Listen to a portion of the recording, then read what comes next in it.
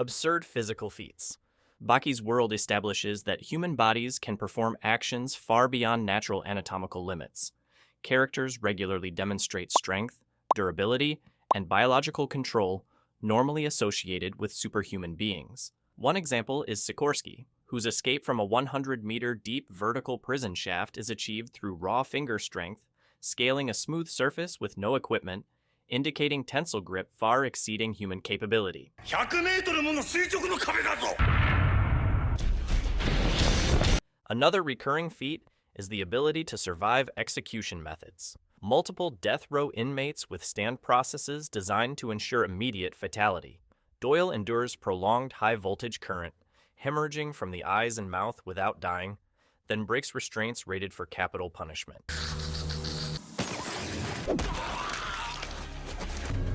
His survival reflects control over pain tolerance, respiratory strain, and cardiac arrest resistance far beyond biological possibility. Characters also display structural durability comparable to engineered materials. During his battle with Hanayama, Spec fires explosive rounds directly inside Hanayama's mouth. Hanayama withstands the internal blast, suffering massive facial injury while remaining capable of continuing the fight. This suggests bone density and tissue resilience at levels approaching reinforced composite materials. Yujiro Hanma demonstrates feats at a separate magnitude. His presence causes involuntary trembling in others, and he has been shown generating shockwaves strong enough to shake a skyscraper. This places his striking force in a range normally associated with seismic energy transfer rather than human biomechanics.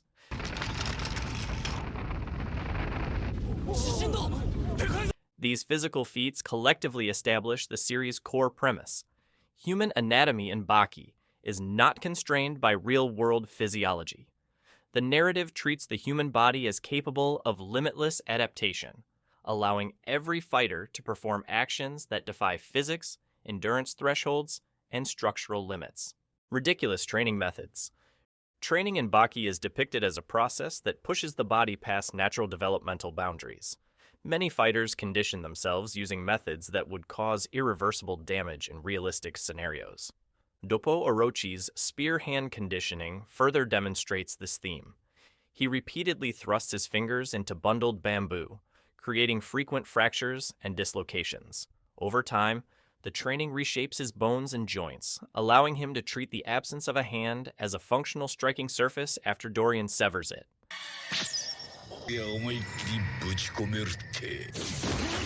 This indicates deliberate adaptation through extreme microfracture cycling, something that would cripple typical physiology. Baki's own conditioning involves whole-body stress stimuli that cause rapid morphological change.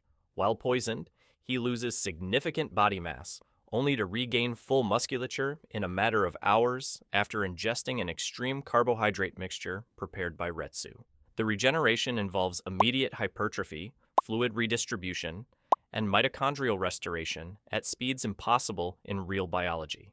The aftermath shows his stamina and striking capacity fully restored, demonstrating near-instant anabolic response triggered through nutrition and combat pressure.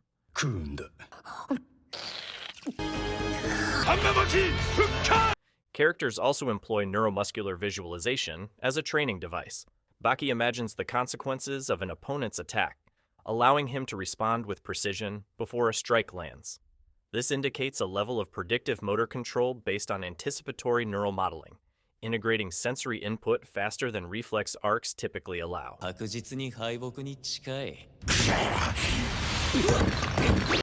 Across the series, training is framed not as incremental improvement, but as extreme self-reconstruction. Fighters dismantle and rebuild their bodies through stress conditions that function as forced evolution, enabling them to surpass conventional biomechanical constraints. Logic-defying science. Baki's world frequently introduces explanations for physical feats using improvised biological or physical logic that contradicts established science while functioning as internal narrative rules. One example is yin-yang poison neutralization, where two different toxins inside Baki's body are said to cancel each other out. After receiving Yanagi's poison and later being struck by Kayuri's poison hand, the series explains that the opposing toxic properties achieve equilibrium, effectively curing Baki in real time. Kozue's tears are also suggested to contribute to this process, implying emotional or biochemical synergy without scientific basis. バキは蘇るぞ Another recurring element is apnea-based combat power, where fighters increase striking force by holding their breath. Speck's apnea rush is described as a flurry of attacks enabled by temporarily stopping respiration, allegedly increasing output by removing the need for rhythmic breathing. The explanation contradicts real physiology, as oxygen deprivation reduces muscular efficiency, yet Baki depicts apnea as a performance amplifier. 俺が無呼吸忍者だ反撃のタイミングもクソもない Cardiac manipulation is displayed by Kaku Kayu, who stops his heart intentionally during battle with Yuujirou to avoid immediate death from impact forces. The narrative asserts that he restarts his own heartbeat afterward, treating the heart as a voluntary muscle capable of conscious control. This mechanism implies mastery over autonomic processes and survivability after cessation of circulation, both of which exceed known biological function. Similarly, muscle thermogenesis and instant hypertrophy are presented without physiological constraints. After recovering from poisoning, Baki consumes a high-sugar mixture prepared by Retsu and undergoes rapid mass restoration within hours. His body is shown steaming due to accelerated metabolic output, suggesting immediate glycogen supercompensation and structural rebuilding that contradicts human anabolic rates. 14キロの砂糖水 Across these examples, the series applies pseudo-scientific reasoning as a consistent narrative device. It provides internal logic for feats that would otherwise appear supernatural, grounding the extraordinary within stylized interpretations of biology and physics. Wild character introductions. Character introductions in Baki function as demonstrations of extreme capability, establishing each fighter's threat level through immediate, decisive actions. These sequences prioritize showcasing physical dominance, psychological presence, or both, often using concise demonstrations that redefine the limits of human ability. Baki himself is introduced in a school setting where everyone except him experiences involuntary trembling. なんか体が震えるんだよな一人無事ですハンマか His lack of response to this phenomenon indicates a baseline physical and psychological stability exceeding that of ordinary individuals. The scene frames him as someone whose strength is so internalized that environmental anomalies do not affect him, setting him apart from the rest of the cast. Mr. Tokugawa's introduction emphasizes the underground fighting world's structure and hierarchy. His familiarity with Baki and casual interactions with school staff demonstrate his authority. Presenting crystallized nitroglycerin to explain the concept of synchronicity introduces both his knowledge base and his role in predicting the arrival of the death row convicts. Speck's introduction occurs through a direct confrontation with law enforcement. After being arrested, he later appears in a police bathroom using the urinal without authorization, revealing that containment measures are ineffective against him. His casual attitude toward lethal violence is shown when he forces contaminated food into a chief officer's mouth, asserting dominance through both psychological and physical control.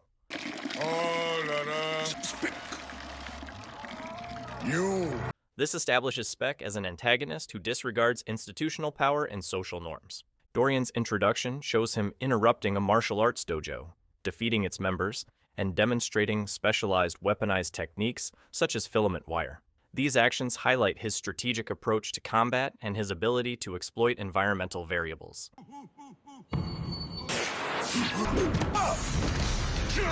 His behavior reinforces the idea that individuals in Baki's world compensate for physical gaps through ingenuity and unorthodox tactics.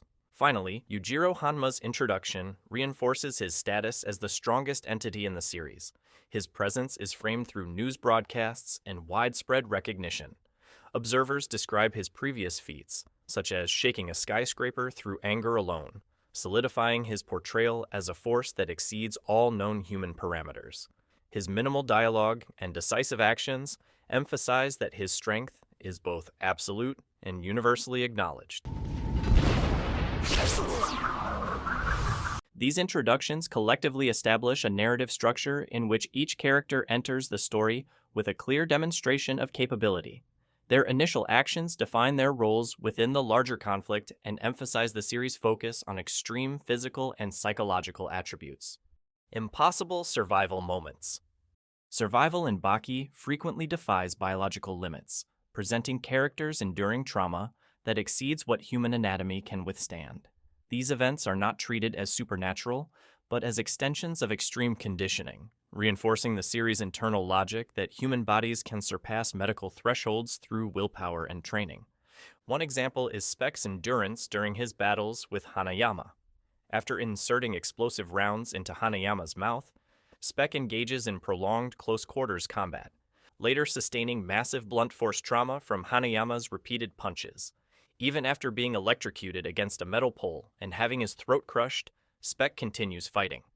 His survival implies cellular regeneration rates and organ resilience far beyond natural capability, with trauma that should cause immediate fatality, instead resulting in temporary impairment.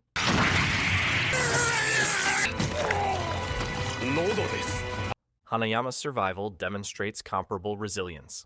He withstands explosive bullets detonating inside his own mouth, suffering structural facial damage while remaining conscious and fully capable of counterattacking.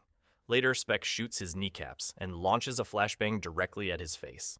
Despite these injuries, Hanayama stands, maintains visual focus, and continues fighting without signs of neurological compromise. This suggests enhanced skeletal reinforcement and extremely high thresholds for pain and neural shock. Another major example is Kaku stopping his own heart during combat with Yuujirou. The narrative explains that he performs cardiac cessation to prevent instant death from Yujirou's attacks, and later restarts his heart through deliberate internal control. Maintaining consciousness during this process contradicts the necessity of continuous oxygenated blood flow to the brain, but the series frames it as mastery of internal martial arts and autonomic override.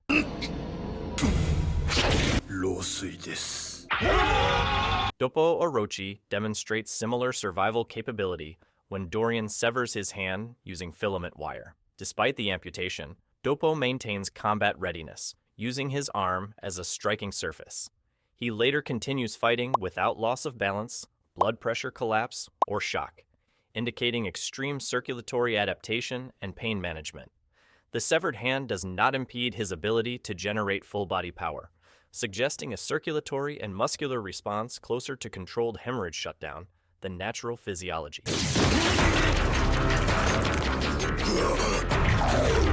Finally, Speck's apparent age regression after his defeat reveals another form of impossible survival.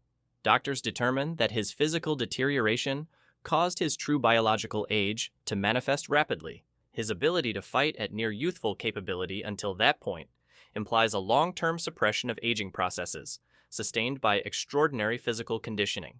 When this suppression collapses, his rapid deterioration aligns with narrative logic but contradicts cellular aging mechanisms. Across these moments, Baki portrays survival not as luck, but as a core theme. Fighters exceed mortality through physiological adaptation, mental fortitude, and theoretical martial science, enabling them to withstand lethal trauma under conditions where natural biological systems would fail. Extreme martial arts philosophy and techniques. Baki's martial arts system incorporates real-world disciplines, but applies them in ways that extend beyond physical plausibility. Techniques often combine anatomical knowledge, psychological manipulation, and stylized interpretations of internal martial arts to produce effects that surpass conventional combat outcomes. One example is Shibukawa's application of Aikijutsu principles, demonstrated when Yanagi visits him. Shibukawa's ability to redirect force relies on minimal movement and precise timing. The narrative elevates these principles by depicting him neutralizing attacks with reflexive, small-scale adjustments that momentarily override the opponent's intent. This interpretation extends beyond biomechanical redirection into near-instantaneous prediction and control of the opponent's center of gravity.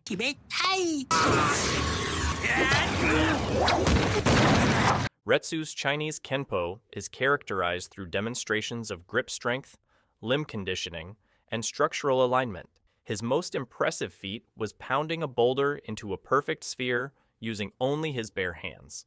Retsu also displays techniques involving coordinated full-body torque that generate force exceeding typical kinetic output. His foot grip control, such as using his toes to seize an opponent's beard during combat with Jaku, emphasizes an interpretation of martial arts where every part of the body becomes an instrument of manipulation.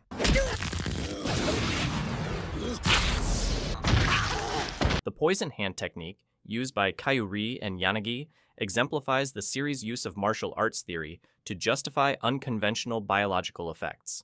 The method involves channeling toxins accumulated in the fighter's hands through specialized conditioning. Despite lacking real-world precedent, the series presents it as a breakthrough in internal energy manipulation, enabling users to inflict physiological damage through superficial contact. When used against Baki, this technique initially worsens his condition before contributing to the yin-yang toxic neutralization described earlier. A recurring motif is the idea that martial mastery enables control over autonomic functions. Techniques such as Kakukayu's voluntary heart stoppage and Doppo's capacity to weaponize an amputated arm demonstrate philosophical extremes where complete bodily autonomy, including organ function and pain modulation, is achievable through discipline. The underlying concept merges internal martial arts ideology with exaggerated physiology to depict fighters who command their bodies at the cellular and neurological levels. Across these techniques, Baki frames martial arts not only as systems of combat but as pathways to transcending biological constraints. Each practitioner's philosophy informs their method, enabling feats that serve as both stylistic expression and demonstrations of mastery. Relationships that defy logic. Relationships in Baki often function as catalysts for physical transformation or psychological shifts, extending beyond typical emotional influence into measurable combat outcomes. These connections provide narrative justification for sudden changes in capability, reinforcing the theme that human potential expands through personal bonds. One example is Kozue's role in Baki's recovery from poisoning. While Baki endures the effects of toxins from both Yanagi and Kayuri, Kozue's emotional support is depicted as a contributing factor in his survival. Her presence is shown calming his physiological stress responses, and her tears are narratively linked to the yin-yang poison neutralization process. This frames emotional attachment as having tangible biochemical effects, where affection and support directly influence metabolic and circulatory responses. Kozue also represents a stabilizing force in Baki's development. During their date, her discussion about the impact of martial conflict on loved ones prompts Baki to reflect on the emotional stakes of combat. His admission of trust and his willingness to show vulnerability suggest that their relationship influences his psychological resilience. When Spec appears during their walk, Baki's immediate shift from affection to focused hostility demonstrates how emotional ties trigger instantaneous alterations in awareness and combat readiness.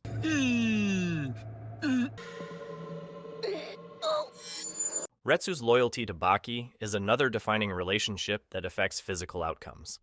Retsu advocates for Baki's participation in the Raitai tournament despite his poisoned state, citing belief in Baki's potential to recover through combat. His preparation of nutrient-dense mixtures, such as the sugar water solution, facilitates Baki's rapid muscular regeneration. Retsu's dedication acts as both practical assistance and motivational reinforcement, enabling Baki to regain full capability at unmatched speed. This relationship illustrates the series' recurring notion that mentorship and camaraderie unlock physiological performance beyond normal human limits. The dynamic between Yuujirou and Baki extends the theme in another direction. Yujirou's presence imposes instinctual responses on Baki and others, suggesting an intergenerational power dynamic that transcends simple familial ties. Although not explored fully in this segment of the narrative, Yujirou's recognition of Baki's growth influences Baki's personal trajectory, shaping his mental conditioning and long-term development. The psychological weight of their relationship provides a framework for Baki's escalating ambition and the extreme conditions he endures. These relationships collectively demonstrate how emotional connections in Baki function not only as narrative elements, but as mechanisms for physical change. They blur the boundary between psychological influence and biological transformation, presenting interpersonal bonds as catalysts for surpassing human limitations. The narrator's role in justifying the impossible. The narrator in Baki functions as an interpretive framework that bridges the gap between on-screen impossibilities and the series' internal logic. Rather than simply describing events, the narrator actively contextualizes feats that contradict physical or biological principles, offering explanations that blend pseudoscience, martial philosophy, and historical analogy. During the breakdown of the 5 death row convicts, the narrator uses terms such as synchronicity to justify the simultaneous escape of unrelated criminals. By describing historical precedents, like crystallized nitroglycerin, the narrator creates thematic parallels that imply global-scale martial phenomena. This reframes coincidental events as expressions of a shared underlying force or instinct, reinforcing the concept that martial talent can manifest in patterns independent of deliberate coordination. The narrator also plays a role in legitimizing exaggerated martial performances. When Hanayama withstands explosive rounds detonating in his mouth, the narrator focuses on anatomical features such as bone density and musculature tension, presenting theoretical mechanisms for how these impacts disperse through the body. Even though these explanations contradict real-world physiology, the authoritative tone creates the illusion of scientific grounding. In scenes involving Baki's combat intuition, the narrator describes his ability to visualize outcomes before they occur. This establishes predictive modeling as a legitimate martial skill, where cognitive visualization translates directly into physical advantage. たらこれだな。 The narrator's analysis transforms subjective perception into an objective combat tool, allowing intuitive reactions to stand alongside more conventional techniques. The narrator's influence is most apparent when framing impossible outcomes as natural extensions of martial arts theory. Techniques like internal organ control, poison neutralization, and autonomic override are introduced with structured, authoritative explanations. This enables the audience to interpret extraordinary feats, such as restarting one's own heart or neutralizing toxins through combat, as logical outcomes based on the narrator's contextual foundation. Through these mechanisms, the narrator becomes an essential component of Baki's storytelling. His role is to stabilize the world's heightened reality by providing conceptual scaffolding, ensuring that even the most extreme moments feel internally coherent rather than arbitrary. The escalation of violence as a story mechanism. Violence in Baki is not presented merely as conflict, but as a structured mechanism for character development, narrative progression, and the demonstration of evolving physical boundaries. Each fight introduces new variables, techniques, physiology, or environmental factors that expand the scope of what is possible within the series. One clear example is the escalation from conventional fistfights to encounters involving execution survivors. Each death row convict demonstrates a different specialization: electrical endurance, environmental adaptability, weaponized body mechanics, or psychological manipulation. Their confrontations with established fighters introduce new thresholds for durability and offensive capability, pushing the narrative to explore more complex forms of violence as a form of comparative measurement.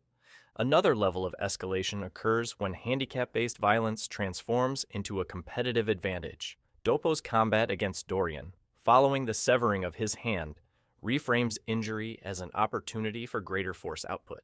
His use of the amputated limb as a functional tool demonstrates how violence-induced changes to anatomy become integrated into fighting strategy, elevating the confrontation from simple physical exchange to adaptive improvisation. Finally, escalation occurs through psychological violence, where intimidation and emotional manipulation shape the battlefield before physical contact. ナイフでぶった切る度胸はあっても顔面を潰される覚悟はねえか。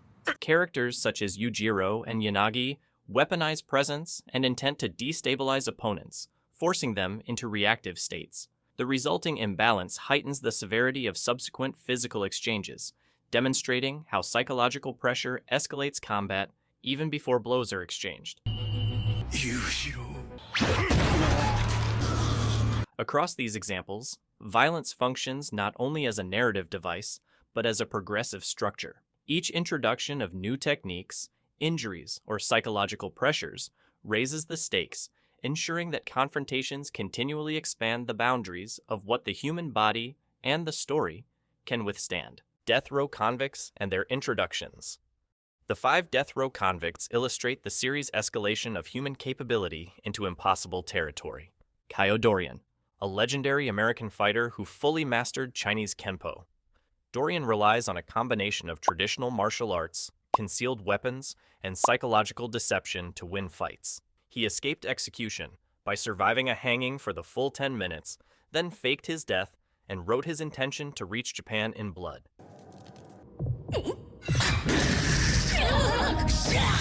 He becomes the second death row convict to experience defeat. Hector Doyle, an assassin of British origin whose body has been surgically modified with metal pipes and internal wiring fused directly to his bones. Doyle was sentenced to death by electric chair and endured the execution process long enough to bleed from the eyes and foam at the mouth before breaking free of the restraints and escaping with ease.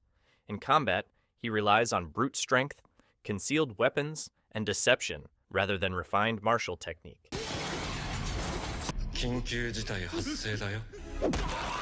He is the third convict to experience defeat. Sikorsky, a Russian convict feared for his extreme athleticism and extraordinary finger strength.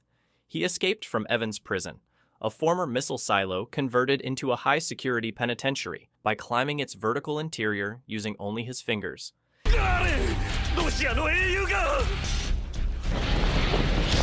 His primary combat method involves slicing opponents' flesh and muscle using reinforced knuckle strikes. He is the fourth prisoner to be defeated. Speck, an American convict who escaped from a military submarine facility located 200 feet below sea level through overwhelming upper body strength and exceptional lung capacity. His signature technique is the apnea rush, a sustained barrage of punches delivered for up to 5 minutes without breathing, continuing until either his opponent is incapacitated or dead.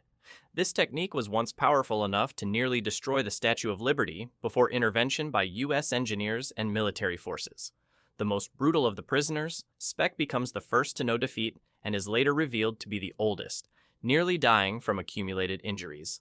Yanagi, the only Japanese death row convict, Yanagi is a disciple of Kunamatsu and a practitioner of the Way of the Void fighting style. This discipline allows him to generate a vacuum using the palm of his hand, producing multiple lethal techniques.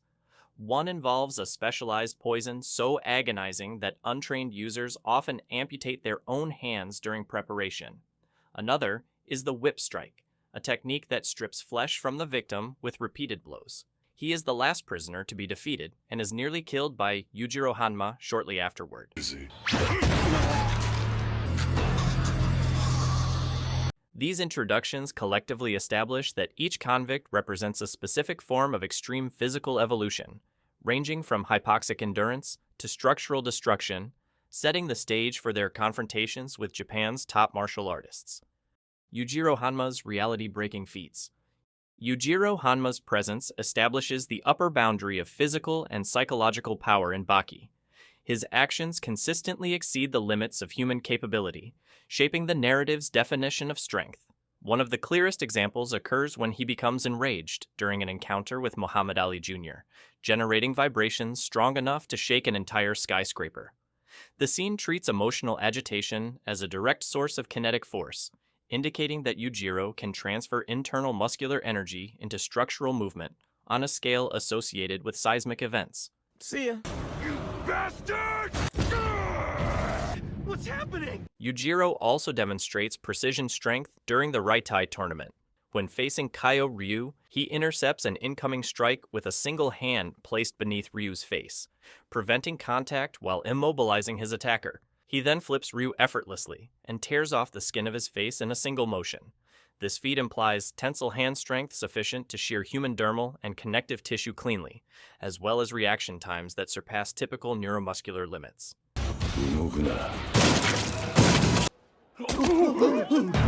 Yujirou's defensive capacity also functions at an extreme scale. He dismisses conventional strength demonstrations such as tile breaking, yet when required to perform them, he destroys all tiles at once despite expressing no need for validation. His performance indicates that his baseline output far exceeds the thresholds used to measure martial capability, reinforcing his position as incomparable within the series' hierarchy. Perhaps the most defining characteristic of Yujirou's feats is the psychological effect he has on others. He consistently induces involuntary fear responses, body tremors, and instinctive submission in fighters and civilians.